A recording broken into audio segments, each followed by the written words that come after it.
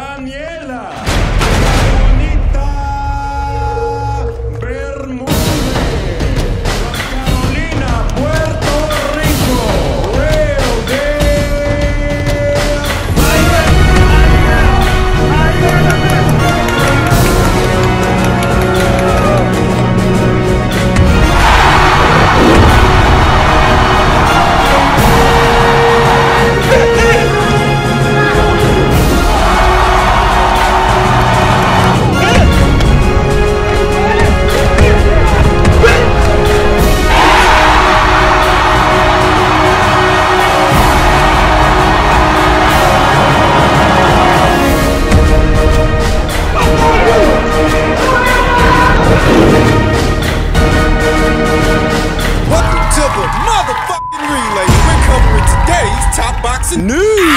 Okay, we'll start with this. Will Sue T.L. Fox tweeted, Amanda Serrano wants Katie Taylor, but may have to wait, via Ring News 24, to which Amanda Serrano replied, it will happen because negotiations will allow it to. Our objective was to get compensated properly.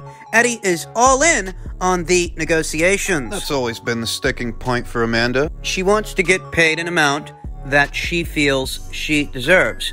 What amount that is anybody's guess because it doesn't seem to be based on her actual market value. Well, and what's it based on? Fuck if I know. A Twitter account that goes by the name of Really Nice Derek created a lot of confusion in reference to what Amanda was paid for this past Sunday's fight. He posted some numbers. Fraudulent numbers. The way he often does, that seemed to have fooled a lot of people, and the numbers indicated that Jake Paul, in all his generosity, gave Amanda something like $500,000. Which was bullshit. But you know, a lot of people fell for it. In this age of misinformation, it's very easy to fool people with short attention spans that don't want to do any independent digging, any independent research of their own. All you got to do is post a set of numbers, and the fishies are going to bite. It's what he did with one of Tommy Fury's fights. And then, like now, a lot of people fell for it. Tyson Fury included, who retweeted the tweet, exhibiting pride for his little brother's breakthrough. Those big viewership ratings. The only guy reporting that Amanda Serrano was paid $500,000 is Really Nice Derek. And Really Nice Derek, as we all know, fabricates these numbers. And that's not nice. So based on that, I don't actually believe that Jake Paul gave Amanda Serrano $500,000. There is a separate set of numbers out there, more realistic set of numbers that are easier to believe, by way of a Twitter account that goes by the name of Hey Not the Face, John S. Nash, who reported the purses for Sunday's card from the Ohio Mission.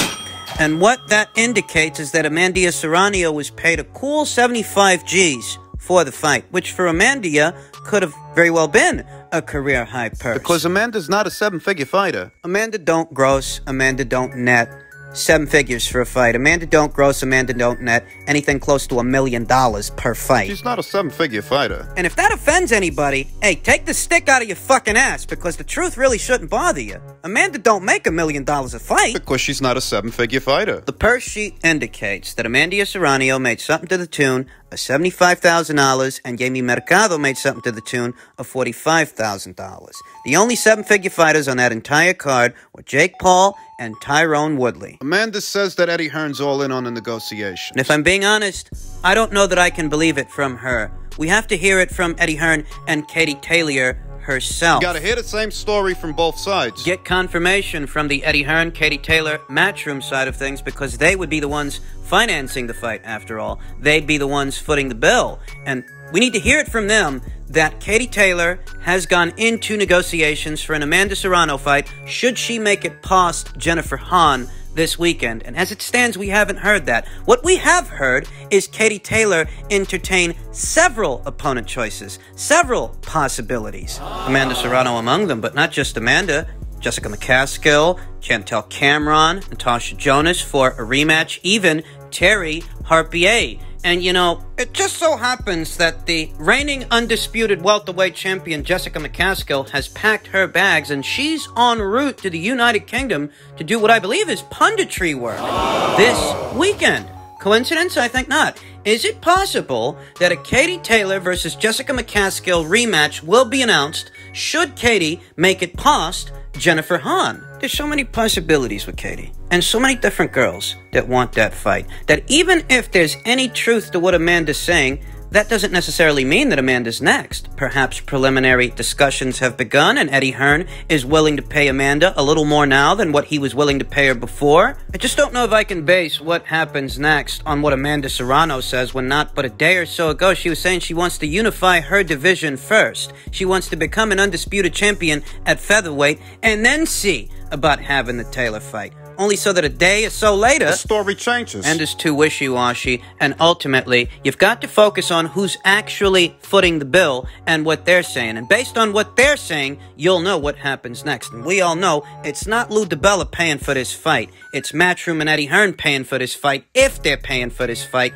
if they actually are going into negotiations. Is Eddie gonna give Amanda 7 figures? No, I don't think so. I don't think Eddie Hearn's going to give Amanda Serrano $1 million. But he may give her a little more than what they offered her in the past because a lot has happened since then. Emphasis on may. May as in maybe. All we're hearing about this is coming from Amanda Serrano. We don't actually know that they are entering into negotiations. Katie might have mentioned Amanda and left the door open for that fight, but that's not the only door she left open. She left the door open for a lot of fights with a lot of fighters, a lot of different situations. We can't get conclusive answers from the Amanda Serrano side of things. We've got to see what the Katie Taylor and Eddie Hearn side of things are talking about, because they're the ones that are going to finance this fight. That's if there is a fight to finance. We don't actually know that there is. In other news, an update on a story that is still unfolding per Mike Coppinger and his sources. Oscar Valdez's A-sample test shows positive result for prohibited central nervous system stimulant, sources say. Initially, it was reported that Oscar Valdez tested positive for a diuretic. That story has since been corrected. Now it's a nervous system stimulant that goes by the name of phetermine, or, for us old guys, fen-phen. You guys remember? Victor Conti, who knows a thing or two about banned substances, he said, I personally have given athletes phentermine. I know what it does. It is very powerful. It is like methamphetamine. Victor Conti, the founder of Balco, told ESPN. Conti served time in prison after pleading guilty to conspiracy to distribute performance-enhancing drugs before founding Snack, a sports nutrition company. You know why it's a performance-enhancing drug? Because it's a central nervous stimulant, he added. It accelerates your heart rate. It gives you energy. It gives you endurance. It gives you stamina. It makes it easier to breathe. Your training time to exhaustion would be much longer. It was reported initially that Oscar Valdez had not tested positive for a diuretic. There was some confusion as to what the benefit of phentermine would be, since it's not a diuretic, it's not a masking agent. People didn't know if it was a PED. And according to Hoyle, performance-enhancing drug. But as far as Victor Conti is concerned, that's exactly what it is, because it services as a vasodilator that allows you to breathe easier and perform better.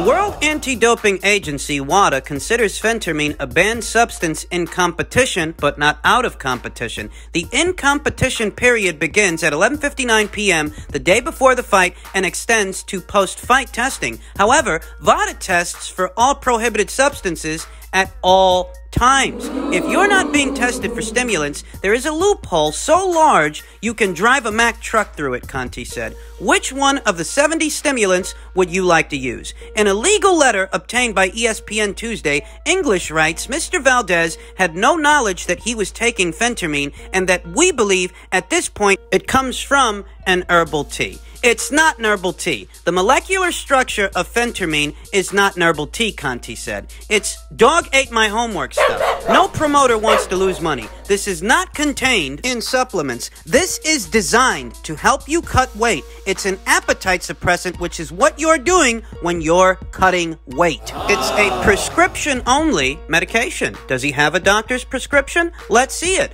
VADA reports adverse analytical findings. It does not adjudicate. However, there is a precedent for VADA's rules leading to punishment. Billy Joe Saunders tested positive for the banned stimulant oxyloferin ahead of his scheduled title defense versus Demetrius Andrade in 2018. The substance was deemed out of competition by WADA, yet Massachusetts recognized the VADA violation and suspended Saunders. The match was canceled as a result. And Valdez versus Conceição could suffer a similar fate. I don't really give a shit if you believe his story or not. That the reason trace amounts of phentermine have been found in his system is as a result of herbal tea. Everybody's got a convenient explanation for why these banned substances end up in their system. And by the time they've explained themselves, the damage is done and the trust is lost. Everybody knows this sport is rife with peds. And when the ped expert from Balco, Victor Conti, is telling you that phentermine is a performance-enhancing drug, well, I feel so inclined to believe him. I ain't gonna jump to conclusions, not gonna be presumptuous. I ain't got the foggiest fucking clue what the powers that be are gonna do. It wouldn't surprise me if they let Oscar Valdez walk with a slap on the wrist because, at least based on WADA's protocols, this drug is only banned in competition. And Oscar isn't in competition. These aren't the wee hours of the morning leading up to his fight with Conceição. That fight's a ways out. And based on that, I don't know, maybe they let Oscar walk. Or maybe they don't observe WADA's protocols. Maybe they observe VADA's protocols and decide to penalize him somehow. Your guess is as good as mine. But what I do know is that the damage is done and the trust is lost. And this is yet another fighter that fights out of the Reynoso gym that's tested positive for some kind of a weight-cutting agent, some kind of a vasodilator. A banned substance. And I don't got time for the prideful bullshit. I really don't. I don't care if Oscar Valdez is from your city. I don't care if the guy lives next door to you. I don't care if you guys fly the same flag. I don't care about any of that shit. If you're expecting me to make excuses for Oscar and immediately buy into this herbal tea story, I'm sorry to tell you that I'm not going to do that. I didn't make excuses for Canelo Alvarez when he tested positive for clenbuterol, and I'm not going to make excuses for Oscar. I didn't believe Luis Ortiz's story about tainted horse meat when he tested positive for nandrolone. I didn't believe Tyson Fury's spiel about tainted horse penises, or was it boar penises? I forget. I mean, I don't make excuses for these guys that piss hot. I didn't make excuses in the past, and I'm not about to start now. If people are looking at Eddie Reynoso in a very suspicious way. And any of the fighters that fight out of his gym, well, this is why. What do you want me to do about it? The shit looks the way that it looks. Everybody knows that the sport is rife with this stuff. And it's these same people that conveniently forget this as soon as a fighter they like is involved. A fighter they like is entangled in this kind of a situation. But I don't care if you two guys fly the same flag. Or if you two guys shop at the same supermarket for herbal tea. All of that means bo fucking diddly to me. Because it looks like what it looks like. Your intricacies as a fucking individual don't mean a goddamn fucking thing to me. Looks a lot like Oscar was on something, and he's just another guy in the sport of boxing that got caught on something. It is what it is. He's not the first, and he won't be the last. Finally, it's official. On October 23rd, the reigning WBO super featherweight champion Jamel Herring will be taking on his old buddy, Shakur Stevenson, in defense of his WBO title. On the undercard of that fight, Nico Ali Walsh, the grandson of the late great Muhammad Ali, will be having his second professional fight against an opponent that I think has yet to be announced. Keep your eyes peeled for that. And I think the fans have gotten to know Jamel Herring the last couple of fights well enough to know that this is a level-headed guy that keeps a cool head, not very emotional. The same cannot be said for young Shakur Stevenson. He took to his social media and said in reference to the fight, "Business is business, but this go for everybody who plans on playing both sides. It's either me or him. No in between. That mean pick your side and stay there. There is no working with me and Jamel or his team for this fight. It's either me or him, LOL. Public service announcement." It's no secret that Jamel and Shakur, they got a lot of mutual acquaintances. They run in the same cycles, know the same people. That's essentially what Shakur is referring to. I don't expect any emotional outbursts like that from Jamel. But you know, Shakur, he's young, he's a growing boy, he's got hormones going crazy. Everything's a life or death situation. You remember what it was like to be that age. Very temperamental, easy to set off. You know, that's how young kids are. And that's more or less what we're seeing from young Shakur. This is a very important fight for Shakur, who has been a champion before. A lot of people tend to forget he did hold the WBO title briefly at 126 pounds. But this fight, this is his opportunity to not only pick up another world title, become a 2-division champion, but Fight someone worth fighting. because Jamel Herring, in some ways, he's already done that. You know, the Masayoshi Ito fight,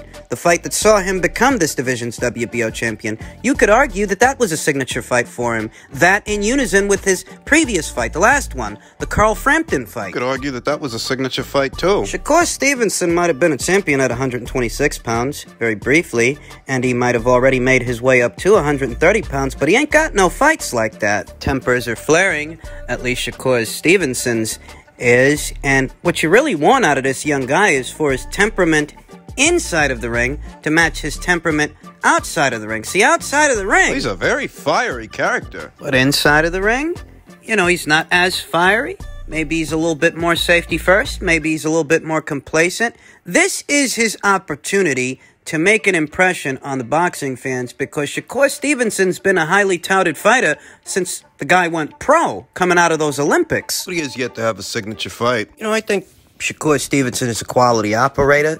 I think he's a kid with a very high ceiling. Got a high opinion of this kid. But there's no harm in me saying that he hasn't had a signature fight yet. He hasn't put on display a signature performance. And against Jamel Herring, that's the opportunity he's being afforded because Jamel is a quality operator himself. A better operator than anybody that Shakur Stevenson has fought so far. And perhaps what it's going to take for Shakur Stevenson to put on display a signature performance is of facing somebody worth facing. Somebody good enough to bring those elite-level qualities out of young Shakur Stevenson. Yeah, maybe. It's been a long time coming, and it's probably this year's most high-profile fight, going down at 130 pounds, with the edge in experience, and perhaps even the edge in power, going to the reigning champion, Jamel Herring, and the edge in speed, the edge in youth. That goes to Shakur. Very important fight indeed. Perhaps the most important fight of young Shakur Stevenson's career thus far. Could be just another night at the office for the reigning champion, Jamel Herring. You know, it's very hard to gauge what's going to happen here because this really is the most capable boxer that Shakur Stevenson will have faced.